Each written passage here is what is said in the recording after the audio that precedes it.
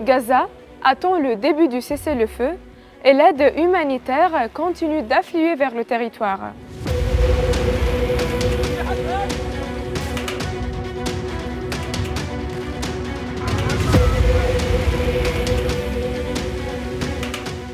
Il y a 48 jours, l'attaque israélienne contre Gaza a commencé, entraînant des bombardements aériens incessants ayant causé la mort d'environ 15 000 personnes.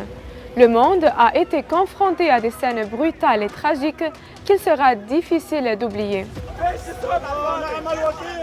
Mais Gaza pourrait maintenant reprendre son souffle après l'accord de cessez-le-feu et la pause temporaire des tirs entre Israël et les factions palestiniennes, suite à des efforts intenses de l'Égypte et du Qatar ces derniers temps.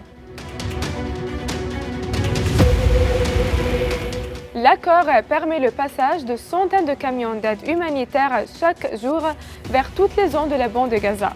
Cette fois-ci, l'aide inclut l'entrée de carburant, permettant ainsi le fonctionnement des hôpitaux, des boulangeries et des stations de pompage d'eau, afin d'éviter l'aggravation de la crise humanitaire dans la région.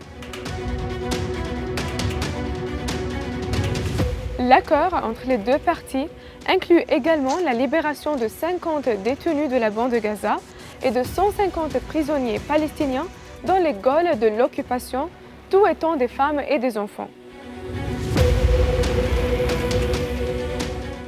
La trêve permettant une cessation des hostilités à Gaza pendant 4 jours a suscité une large vague de réactions internationales positives, principalement axées sur le rôle de l'Égypte et du Qatar, soulignant l'accent mis sur l'augmentation de l'aide humanitaire aux habitants de la région.